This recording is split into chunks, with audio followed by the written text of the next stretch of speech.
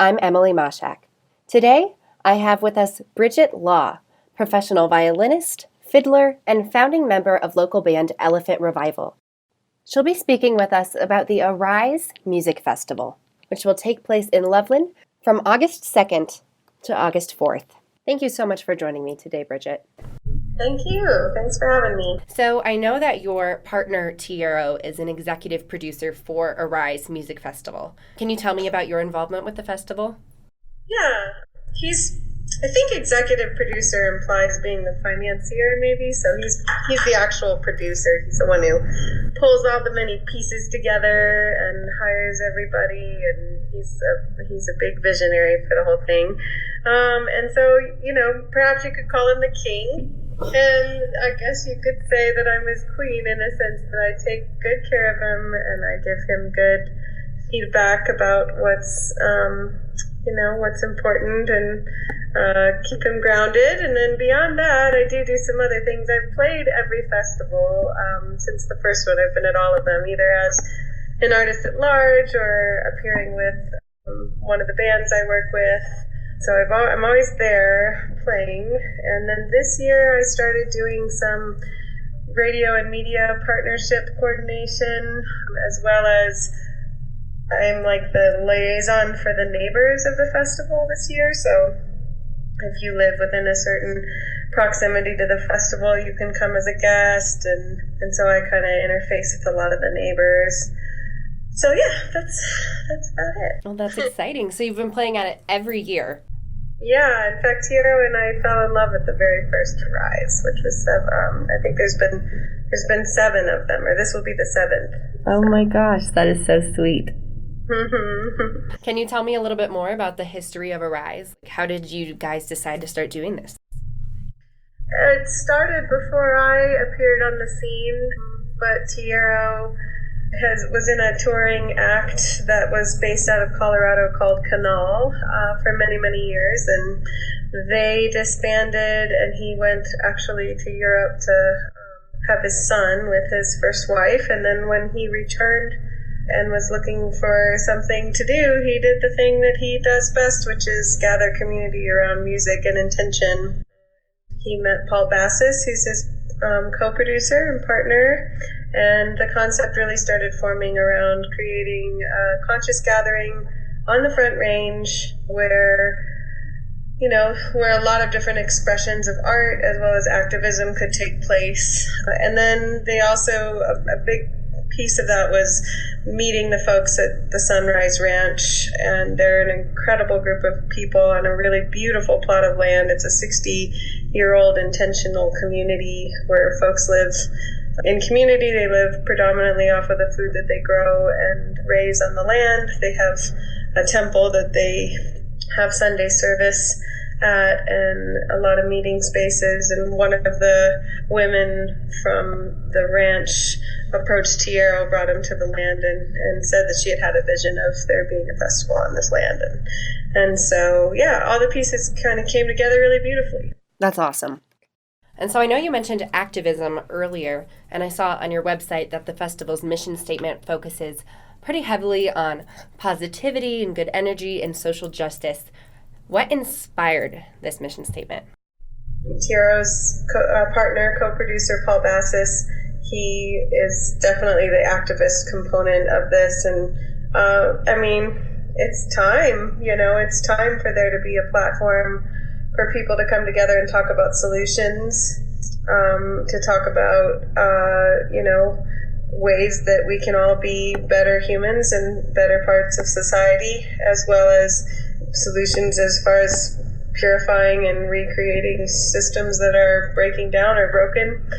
And I think that a great way to do this is when you get a lot of people together in a positive environment, and the intention is around inspiration and discussion. Then things really start to percolate and grow from that.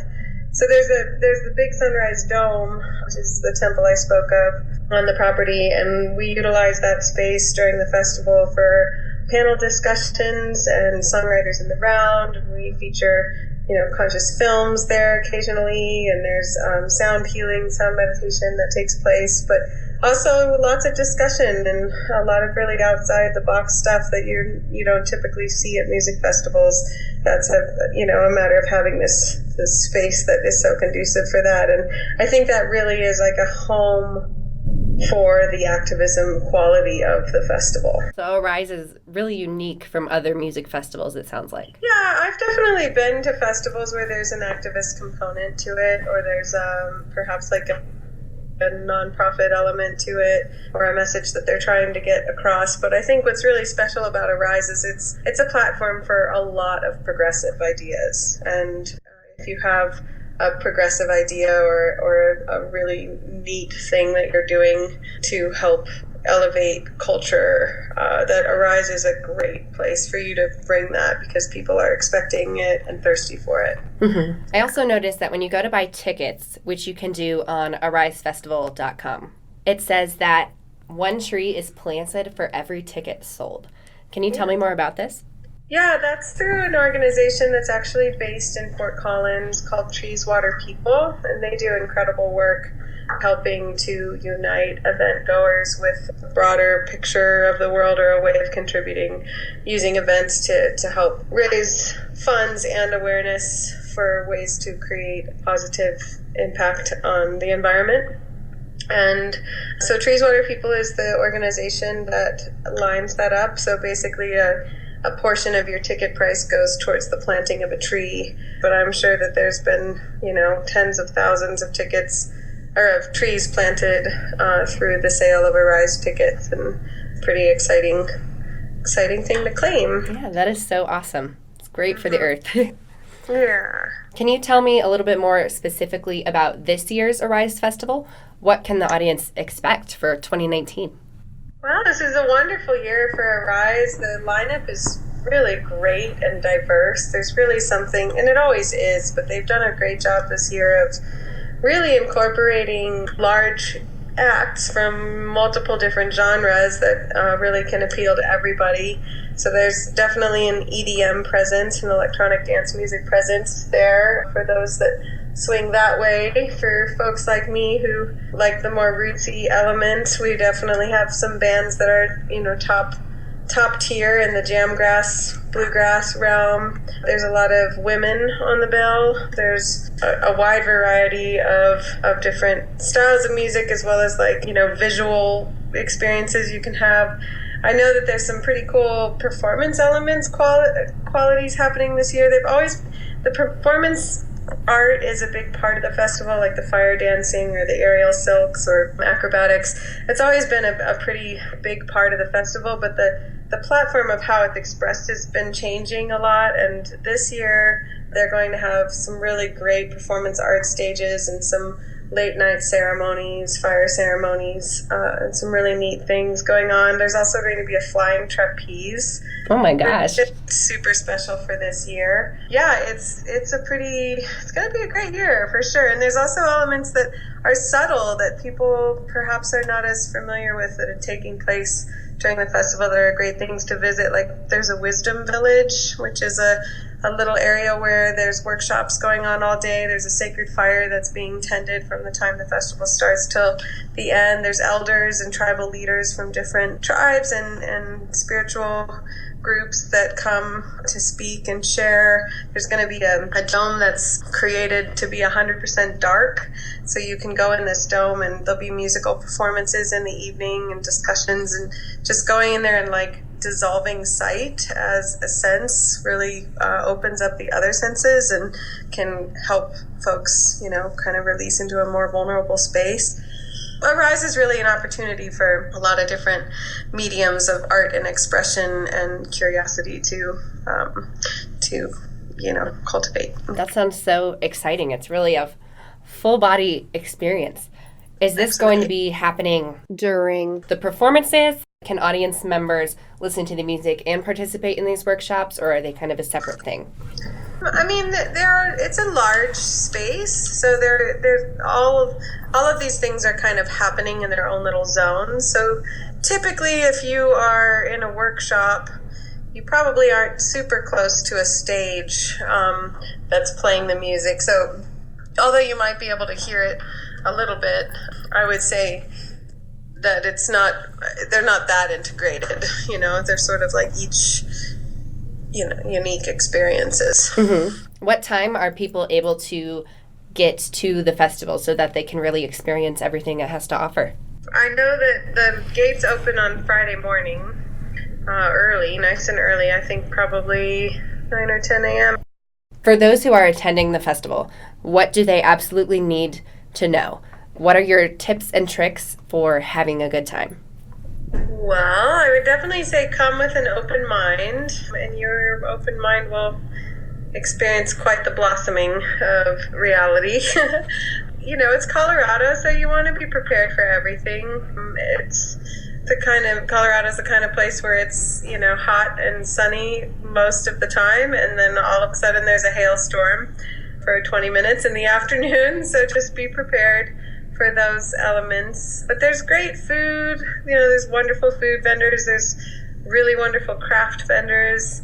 I think that I like to tell people about the Sunrise Dome, which I did already mention one time as a kind of a hub for the activism piece, but also it's air conditioned, so it's a really nice place to get out of the heat and the sun if you need to. There's a lot of seats that have cushions, so you can sit and relax and put your feet up and listen to some really interesting discussion, or even in the morning if you get woken up in your tent because it's too hot, you can go in the dome and have a sound meditation experience that can sort of extend your restful time.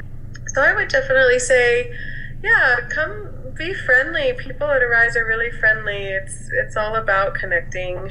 And make sure you check out the visual art sometimes, and the Wisdom Village, and some of these smaller things that are going on that aren't necessarily highlighted in the schedule or on the main stage. There's some really incredible little niche, cultures taking place throughout the site. So it's a really good thing to be curious about. Yeah, that sounds really exciting. Well, going back to you, from event planning to being a professional fiddler and working on this festival, you always seem to have a project going on. So I have to ask, what is next for you, Bridget? Well, the musical project that I'm invested in is also my project with Tiero. So we have a band called Tiero Band, and it is a really incredible, eclectic world music experience, predominantly instrumental. I do sing some songs featuring a lot of the compositions by Tiero, but they're the melodies weave together with the violin and guitar. We have an incredible rhythm section. We've got tabla and sitar that join us regularly. They're world-class, amazing, musicians. And then we have at least one belly dancer, sometimes more, but we have our primary belly dancer, Kimbri, who joins us. So it's a really extraordinary experience, and we've been working really hard at it. You can sign up for our email list at tieroband.com, and we'll send you the singles, the music that we're releasing automatically. And so that's pretty exciting for me. It's really neat to collaborate with my husband. It's just fun to be in a band with him. He's so amazing, and I really love the people that we're playing with, and it's just becoming such a special experience and such a special delivery of music that I'm just really feeling really illuminated by, and I really love to share that. So we're playing Sunday night at Arise. We'll play at midnight on Sunday, but we also have a lot of Colorado local plays and are always looking for more. Thank you so much, Bridget. And listeners, if you would like to hear Bridget and Tiero play at Arise or check out all of the other amazing musicians who will be there, you can go to arisefestival.com to get tickets. It is August 2nd through the 4th. Bring some sunscreen, bring an umbrella, and be ready to have a good time. Thank you so much, Bridget, for talking with me today. I really, really appreciate it. You're welcome. Thank you, Emily.